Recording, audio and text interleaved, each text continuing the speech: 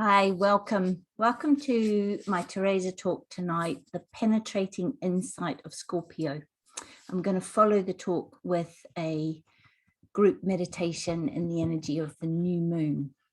So the new moon reaches its zenith tomorrow, Thursday, the 4th of November at 9:15 in the evening. But we're right in the energy of it now, and it's particularly potent one this year. There's all sorts of planetary influences going on, so you may be able to feel it. So in summary, this talk, Scorpio is an intensely powerful sign that can penetrate deep to find the truth and seek understanding, and open to the illumination that comes from triumph over the challenges and trials that are inherent in this sign, and magnified at this time. Individually, Scorpio is always a time to examine that which is dark, hidden, unresolved, unredeemed within us, shining the light of conscious awareness into that which is unconscious within us.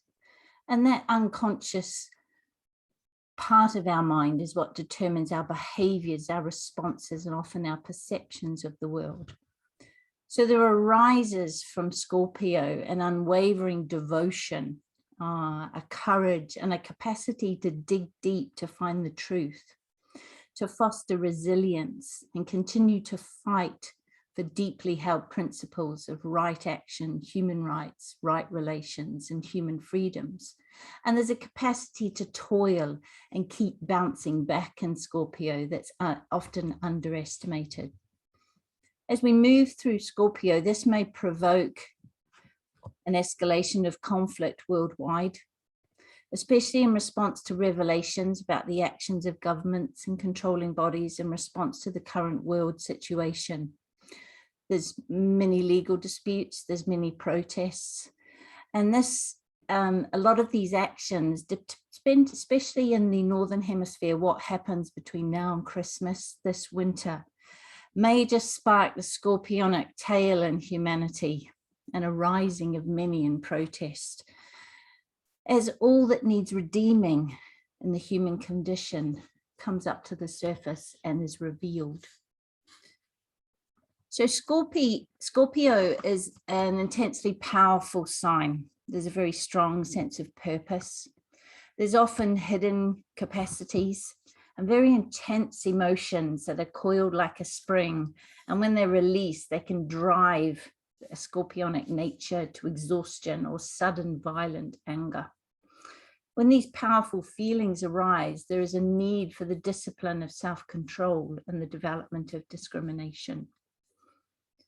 Courage, energy, and an amazing capacity for toil means that Scorpions don't give up and succeed where others have failed or long given up. They do nothing by halves and often overindulge in work and play and live life to the full.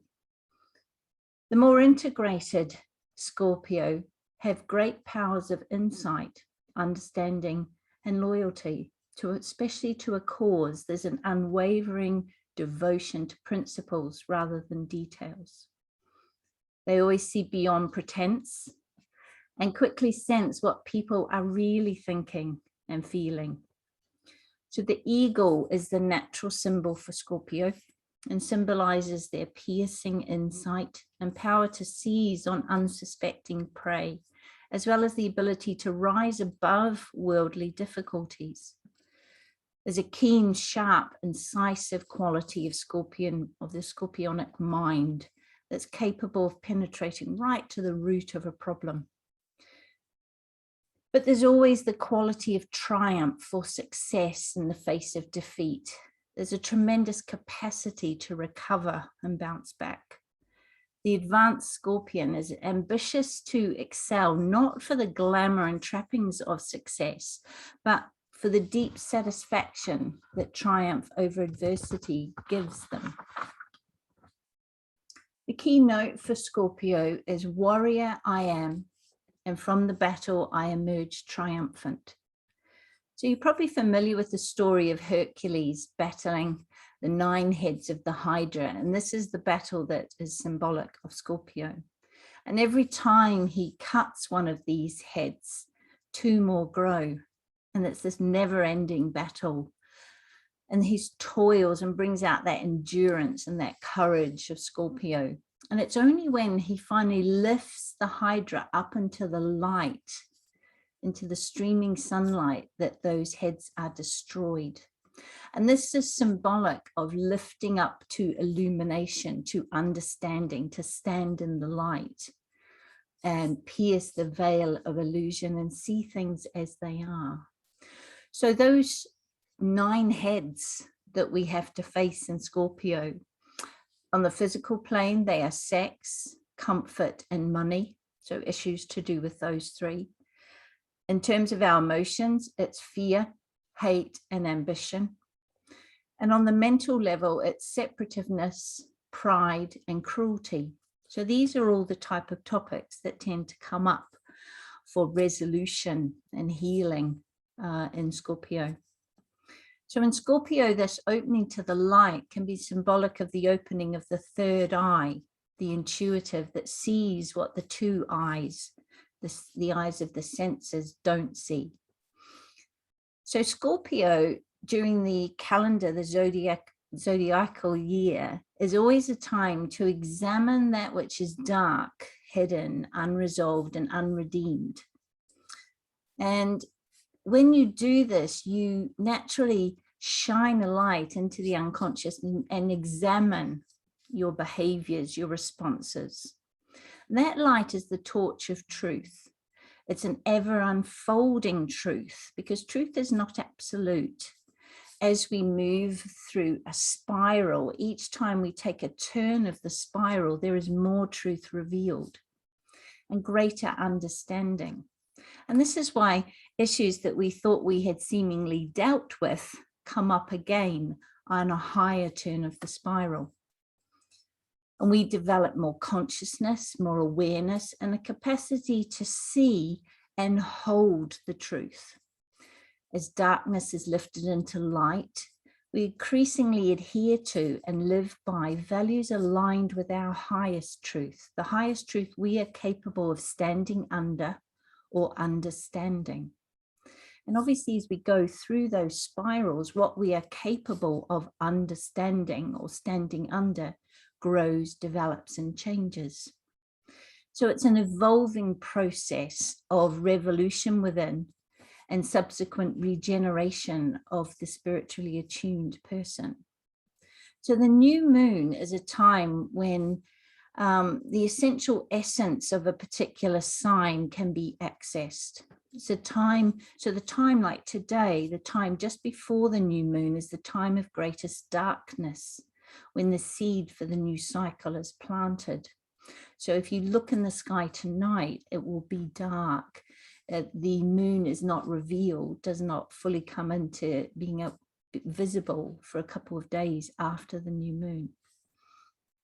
So the Scorpio themes of darkness and things that are hidden are going to be brought together with the new moon darkness, and this amplifies the situation. So during Scorpio, all the imperfections of our personality are magnified and exaggerated considerably, often leaving no uncertainty as to what needs to be faced within ourselves. It's a sign of what we call discipleship, and this is a level of spiritual advancement when a person is consciously walking a spiritual path. And it's also a sign of initiation. And this is the discipline, especially over what we call the astral emotional body. And this is where we no longer are pulled into our emotional nature and our desire nature. Our emotions don't rule us, rule our behavior. We increasingly lift and can detach from those, see the truth with this piercing insight of a Scorpio mind. So as our personality vehicle becomes more integrated, there is more integrity and coordination. It becomes an effective vehicle for the soul energy to pour forth and color and guide the life of the disciple toward increasing group and planetary work. So Mars is both the esoteric and the exoteric or the hierarchical ruler of Scorpio. So there's a double dose of Mars in Scorpio. Mars rules the solar plexus and the war between your true self and your ego self. So your ego is defined as that idea we have of who we are, and we protect this idea, often ferociously. But that protection prevents us from looking deep within ourselves honestly to heal that which needs changing and redeeming. So in the solar plexus, we get issues around those hydra states that I mentioned earlier, and we get issues of fear, doubt, jealousy, conditional love. I'll love you if you behave in a certain way. If you don't, I won't. Hatred, lack of empathy, separativeness and divisive behavior. And this must all be lifted up into the heart chakra to be redeemed, transmuted into qualities of compassion, unconditional love, acceptance of your fellow man, love, forgiveness, gratitude, and a understanding and increasing behavior toward unity and a brotherhood of man. And it is the building of the Antakarana, a rainbow bridge between this lower personality vehicle where your ego resides and the higher self, that enables this shift from the solar plexus chakra up into the heart. But before this occurs, there is a great battle. This is the solar plexus heart area of the body is the great battleground. And this is why the fire energy of the solar plexus often causes health problems and inflammation when this battle is reaching its zenith in a person's spiritual path. And this battle is between the parts of you that want to be healed and the parts that are quite happy remaining as they are. And we all face this battle, and especially in the time around Scorpio. So Mars is in Scorpio at the moment. So its ruling planet is in the sign for 2 years. So it's exaggerating and amplifying these effects.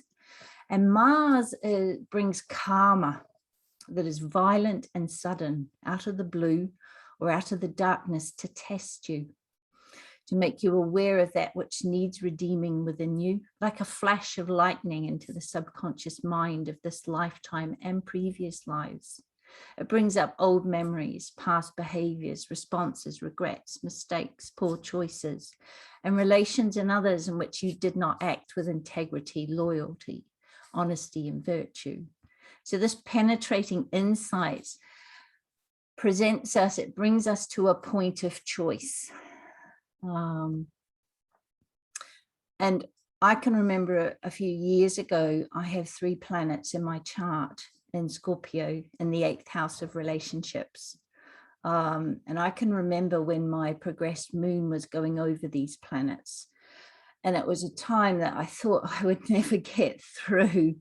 I had Vulcan, which is about chiseling, getting rid of chiseling away at what needs to go to reveal what's at the heart.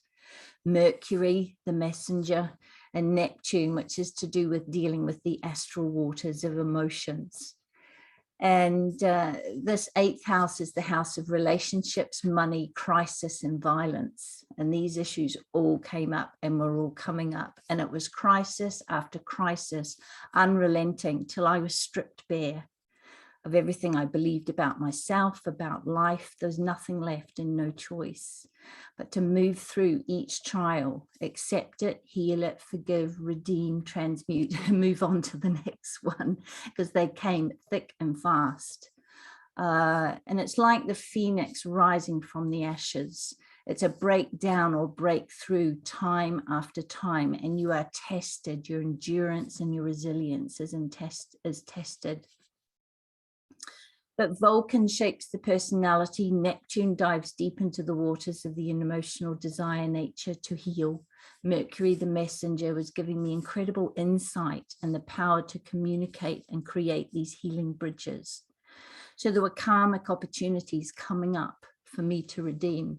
And that's how I had to learn to see it, to move through this time. On a soul level, I'd chosen these opportunities for growth.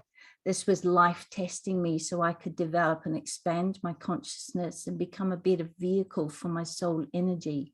But my personality was very tempted to drop into poor me, into self-pity and give up and declare it was just too hard. And there were times I wanted to do that. That would have been the easy way.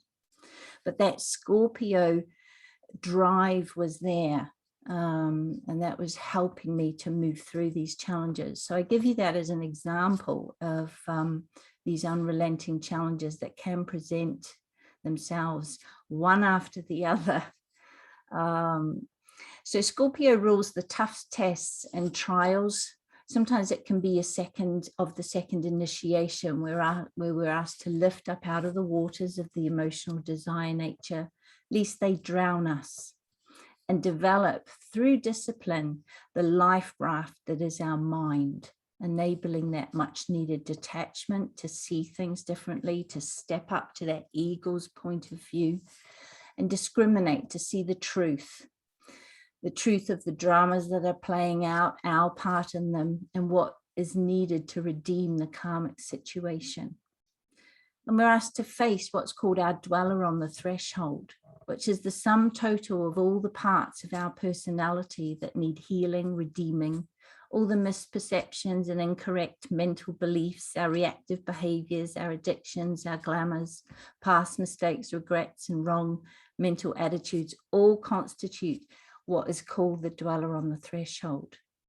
So these Scorpio challenges that you may already be experiencing in your own life, and we're definitely experiencing on a world scale, throw us off balance suddenly, fiercely, and will raise seemingly impossible issues and choices, often close to our heart and close to our core values, our aspirations, and spiritual calling. We cannot ignore them. We don't have a choice. And in facing our fears, we develop those capacities that are latent within us, that Scorpio is drawing out, that penetrating insight, that ability to go deep and pull out of us what is needed. At a point, there comes a great battle within us where they say the dweller must face the angel of the presence. And this is the light of truth, or the light of your soul. And there's a confrontation between these pairs of opposites. And this battle occurs both within us and in the outer world. And in the life of someone facing these battles, this battle goes on until eventually the shining light of illumination and understanding brings great insight into the truth, and the angel is triumphant. And this is like when Hercules lifted the Hydra up into the light. So the Hydra was like the sum total of all that needed redeeming. It was the dweller. It is worth knowing that these trials are only taken once the personality has reached a certain level of integration and coordination and a degree of soul contact, but they're self-initiated from a soul level. I don't think your personality would ever agree to them, but the personality is in a position where choices have to be made to move forward and face these trials. And there is a realization that they are unavoidable and inevitable. So you might as well just get on with it. Okay. But in the intensity of those moments, that's when we open to these penetrating, profound insights, quite beyond our normal comprehension. And we open the capacity to know and be aware of things that are beyond normal knowledge that is written, spoken, or taught by others, past or present. And we can access the universal field of consciousness, or what I call direct knowing. And this is true wisdom. This is the start of being able to tap into true wisdom. So this new moon in Scorpio, we will be challenged individually, but collectively also in our current world situation. Is humanity facing its dweller at the moment? This is a question being asked by many. What's also happening at this new moon is a very close opposition from Uranus and Taurus. Uranus is regarded as one of the main planets of science and the mind, and disciplines the lower nature. And it's a planet of hidden mystery and probing hidden depths to awaken and evoke the intuitive response of Taurus. And you can see that that combined with the Scorpio energy and combined with the new moon is very powerful, potent, exaggerated force going on at the moment. So you may even be able to feel that energy. I know that I am sensitive to energy, and there's like a feeling of something brewing, an expectation, there's something afoot, you can feel it. But when that we do lift up into that intuitive response of Taurus and that increasing light, illumination comes, illumination is achieved. And there's the full spiritual embodiment so that we can see the truth. So Uranus rules technology and science. So will there be further insights into the truth of the science in this pandemic and the response to this pandemic? Or will there be further abuses and the use of science to control? Will Uranus emerge in a different way? Will we experience a radical shift in the planetary power equation? Will there be truly revolutionary changes? And I would question, will the powers that be push humanity to the point where so many people realize just what's going on, that it invokes the scorpionic tail of humanity and it bites back, it pushes back against these powers, repressive powers that we're seeing. So we are in a time of great change, a time of transition, a fundamentally vital and vitally important time for humanity. We've got Mercury into Scorpio a day after the new moon, passing over the new moon, the Mars, Sun and the moon in the following days, and it will act as a trigger to world events. Mercury is the messenger, rules communication, mass media, the revelation of truth to the masses. So during Scorpio, humanity will be trialed and tested even more than we have been in the past, as we face all that needs redeeming in the human condition. It is no coincidence that the Climate Summit conference is occurring during this new moon Scorpio week, and that there is a weekly increase in the numbers and the intensity of mass demonstrations throughout the world. Many people are not aware of these because they're not on mass media. There are complete media blackouts in some countries so that the average person doesn't know what's going on. But will there be more demonstrations? Will there be truths coming out about the contravening of human rights, that it's occurring throughout the world through mandatory vaccination restrictions by governments? So as the energies of Uranus and Scorpio probe deep into the truths, we will see increasing revelation. Yes, maybe even in the mainstream media about the scientific facts, about the vaccine, about the virus, about all that's going on. And there will be an increasing demand for accountability for the response to the last 2 years. For the manipulation of science and statistics that goes on. It's very hard to know what the truth is because it goes on all sides of the fence. But it has kept the world, all of these manipulation of science, these mandatory measures that we've had in place have kept the world paralyzed in fear. And that is one of the heads of the Hydra. And so this is one of the aspects, control through fear is one of the aspects that will be coming up in Scorpio.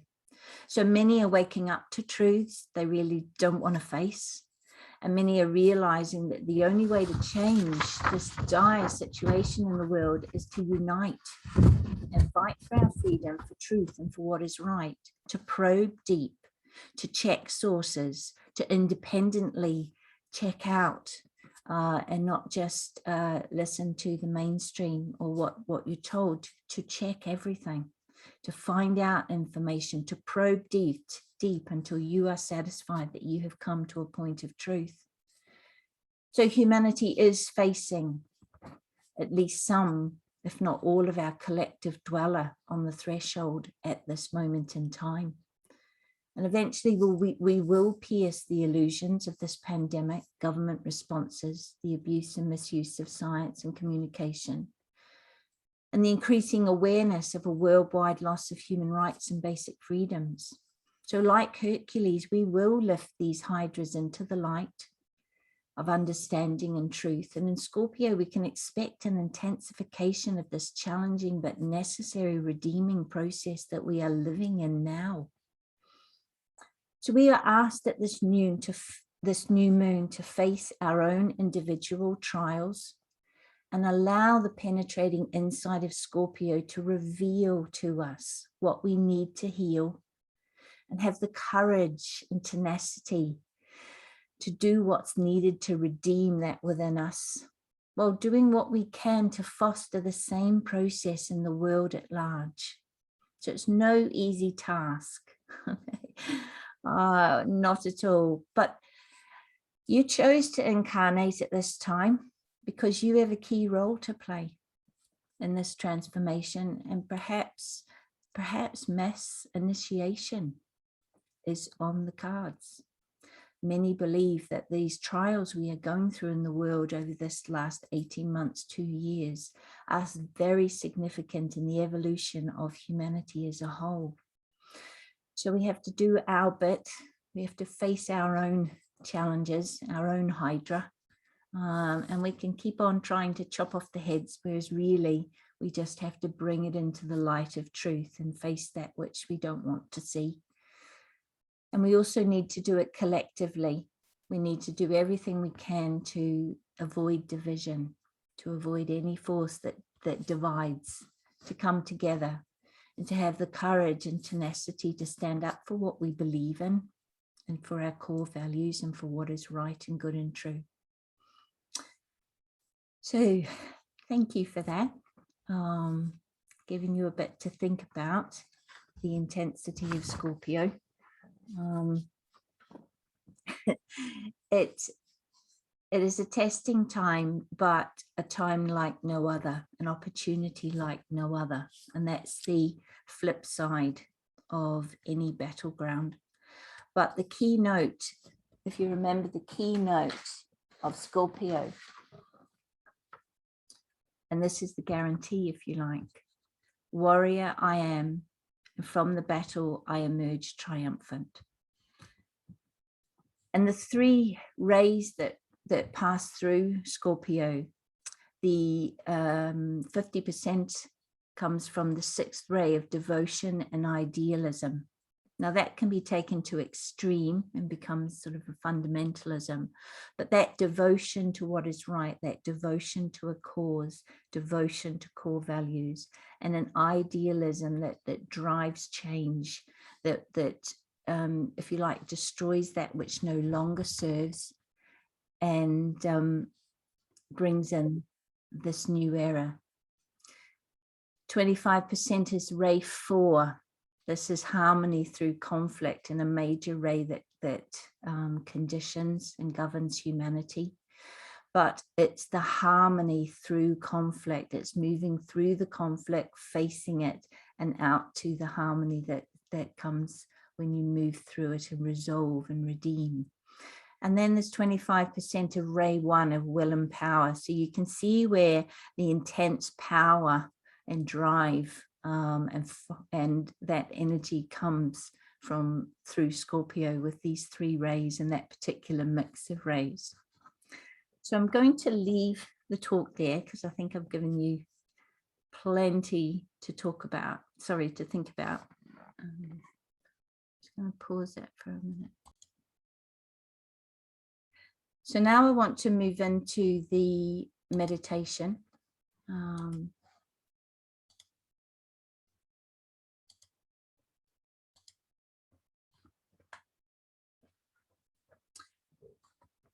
And when we work in group meditation in this way, we are working not just from our own heart center, but as a group, we come together as almost with a group personality and a group soul and a group heart center.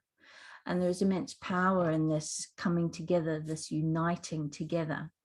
So the affirmation of love brings us into this, this place of unity with each other so that we can work effectively in the meditation.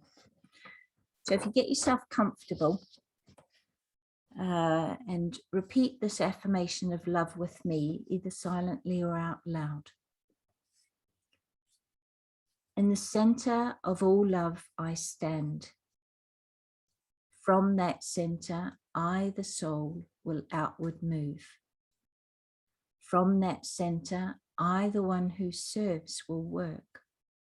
May the love of the divine self be shed abroad in my heart, through my group, and throughout the world.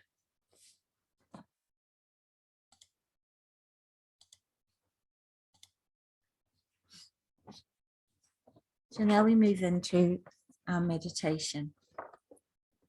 So gently close your eyes and just connect with your heart. Imagine that you are sending a connection down into our Mother Earth, either through your feet or through the base chakra, at the very base of your spine.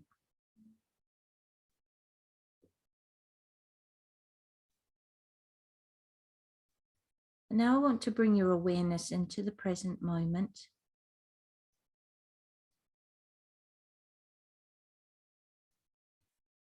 Be aware of your body sitting on the chair. Be aware of the feeling of the clothes on your skin. Now take this awareness to your sense of hearing and simply listen to the sounds of this moment.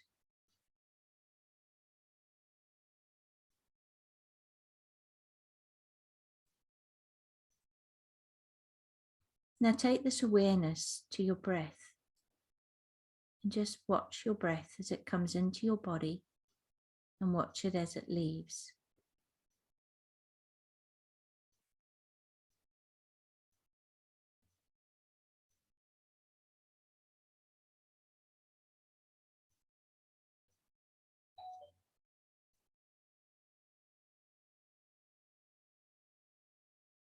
And allow this gentle focus on the breath to take you inward.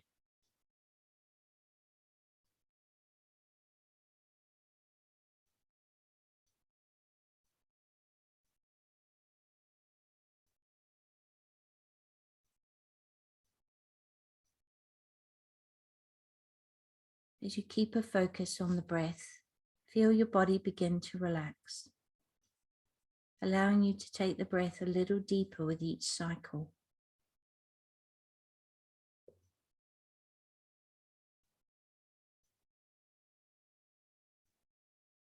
Imagine that you are opening a channel down through the very center of your body, starting at the heart center, opening a space between the sternum and the spine.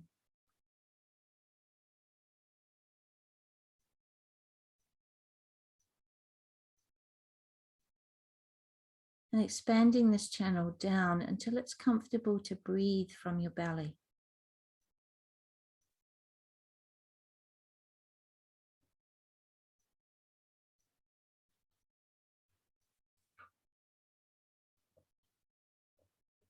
Continue to keep your focus on the breath and allow it to lead you to a point of deep peace and stillness within you.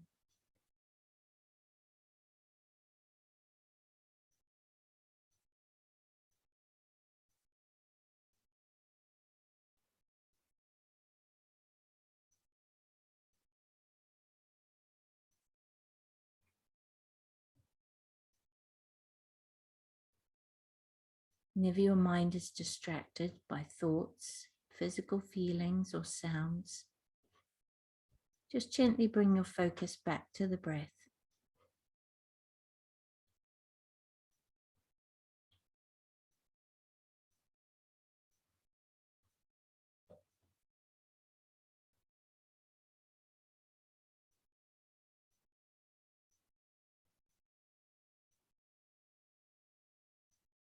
As you focus on the breath, just allow thoughts to simply pass, coming into your mind, passing through your mind.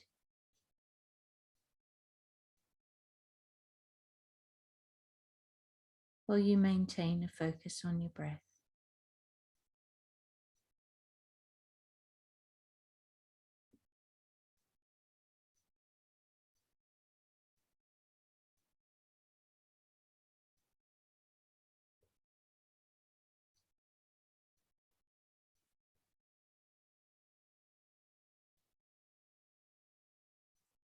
And bring your awareness to the center of your chest. And just breathe into your heart center. Imagine your heart is filling with light and with love and with gratitude, which opens this center.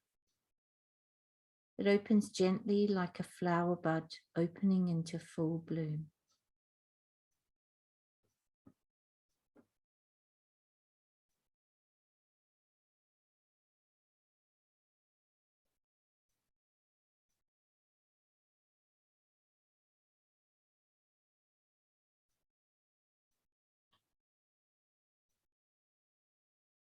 Let there be an opening and a connection with your higher self, your soul through your heart center.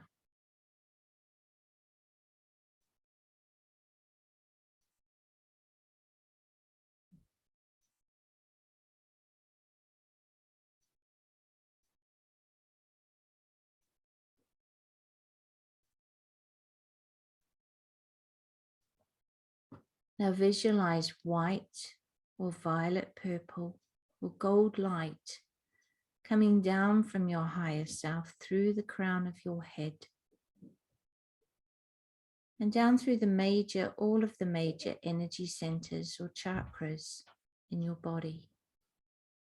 So all 7 centers are illuminated and vivified, and you bring them into perfect vertical alignment and interplay.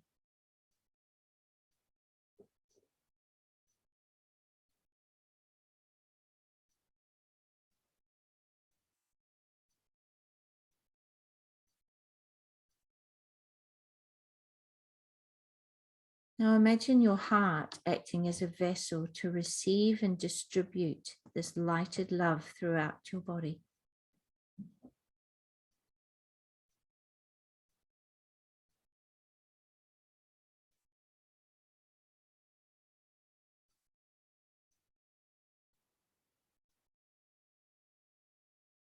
Imagine your whole physical body is filling with this purifying, cleansing, healing light, strengthening your physical body, your immune system, calming your emotions, and bringing clarity to your mind.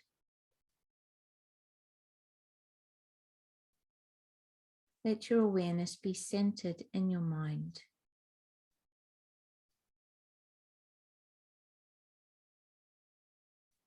Now let this lighted love flow out into your etheric energy body, or the aura or energy field that surrounds your physical body.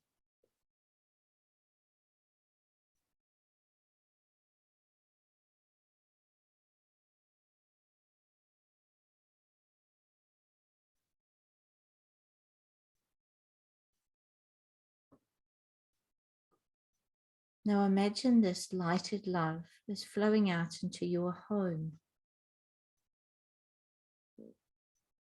into all those that you live with, all living creatures.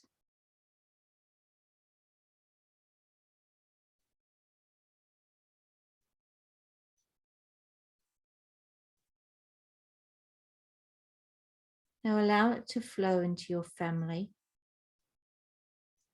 out into your street, to your neighbors, to your neighborhood, until it fills your whole community, radiating out to touch the hearts and minds of all, either consciously or unconsciously.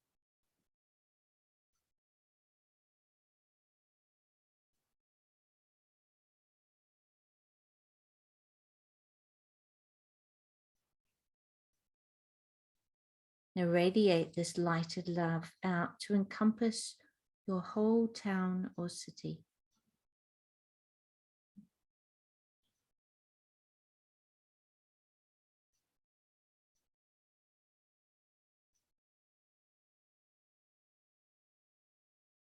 Now visualize your light connecting with the light of all of those who are joining us in this group meditation, whether live or via the recording. And together we allow this light to fill this nation.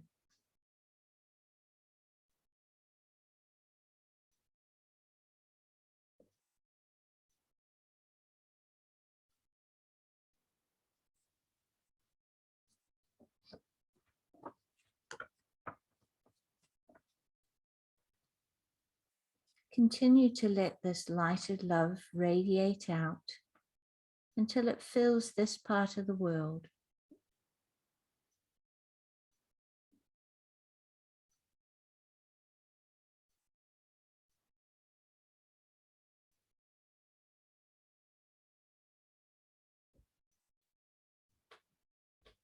Let it fill this whole hemisphere.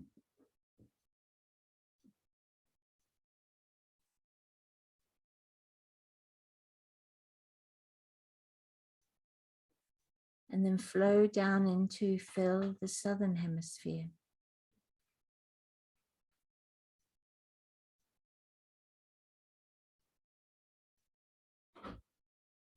Until together we encompass the whole of our world.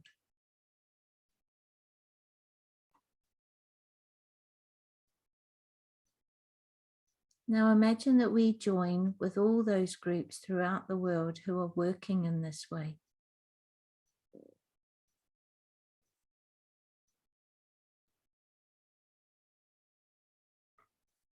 Now in your mind's eye, see our planet as if from space.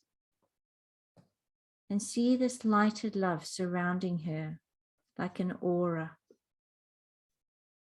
And see it flowing down into our planet, healing her and restoring the balance in nature, so that the air and waters are clean and pure. A healthy ozone layer is restored, and our planet is healed.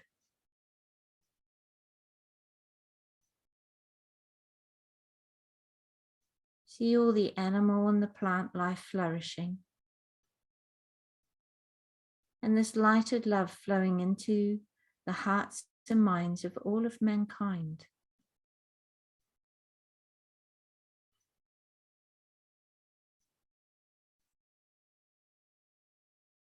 See it bringing peace, goodwill, and right relations, both within individuals, between individuals, within families, communities, nations, and between nations, and the whole human family.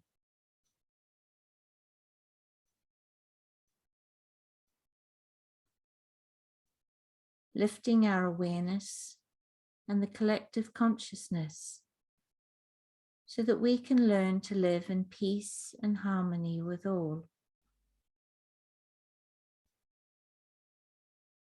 Visualize these energies unifying and eliminating all divisions within humanity, healing and transforming human consciousness, and establishing right human relations. See truth revealed.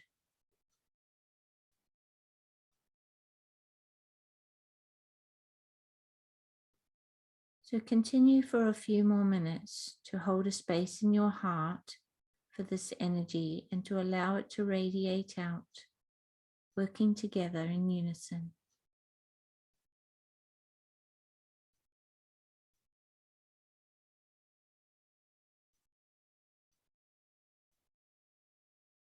See mankind facing all trials and challenges, redeeming all that is required, to lift us up into the light of illumination, to stand under the highest values of truth, beauty, and goodness.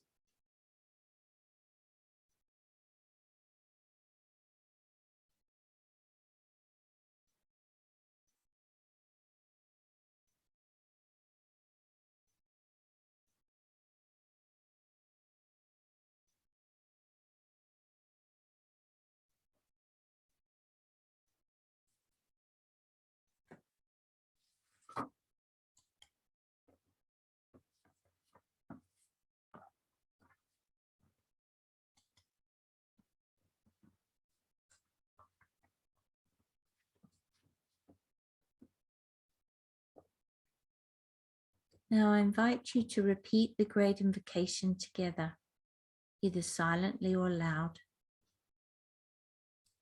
Repeat it with conviction and pause between each stanza to imagine the words being played out. And that this world prayer acts as a link between the inner spiritual realities and humanity, and as a channel through which divine love and light and purpose can flow into human consciousness. So we repeat this together. From the point of light within the mind of God, let light stream forth into the minds of men. Let light descend on earth.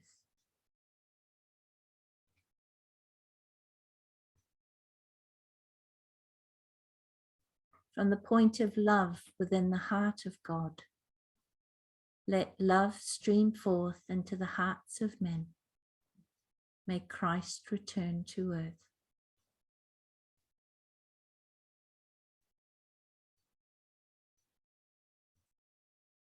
From the center where the will of God is known, let purpose guide the little wills of men, the purpose which the masters know and serve.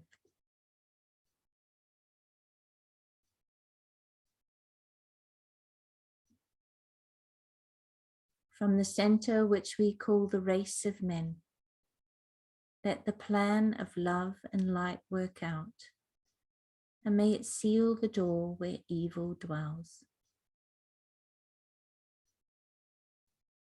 Let light and love and power restore the plan on earth.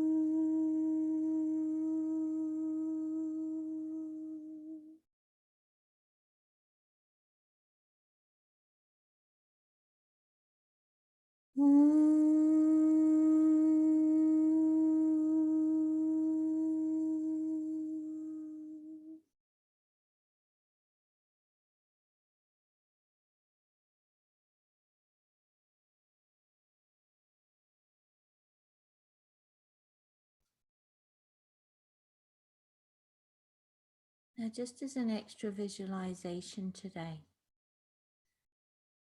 I want to combine our energies and imagine light and love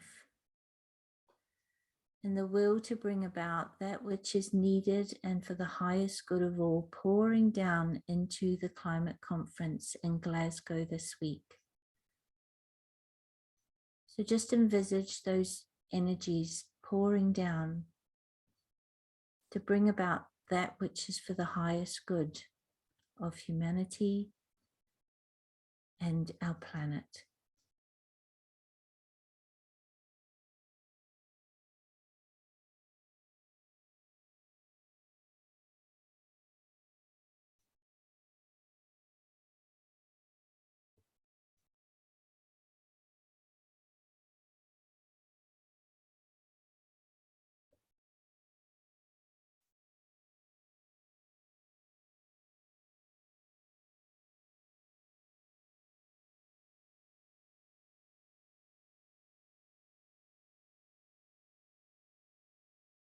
Now slowly bring your energy back into your own energy field. And taking your time, come back into an awareness of your body. And just opening your eyes when you are ready.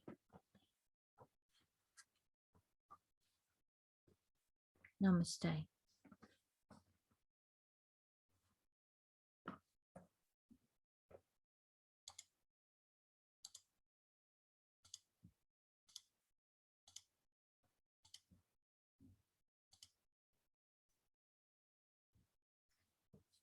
Thank you for the energy of that meditation. I felt a very strong energy and a very united energy, which is much needed. So thank you for your part in that, because when we work on what we call the inner planes, so when we work in this physical reality, we can do a lot of good, but when we work in meditation and come together, we can do a whole lot that we wouldn't be able to achieve on the physical plane. So thank you for your part in that. Now, this is an opportunity if anyone has any questions or any comments, you can either indicate you'd like to speak and I'll unmute you, or you can pop those in the chat and I will read them out. So just if you've got anything you want to ask or anything you want to add, but there's no compulsion, because quite often after quite a deep meditation, you feel very reflective rather than expressive, and that is fine. I'll give you that opportunity.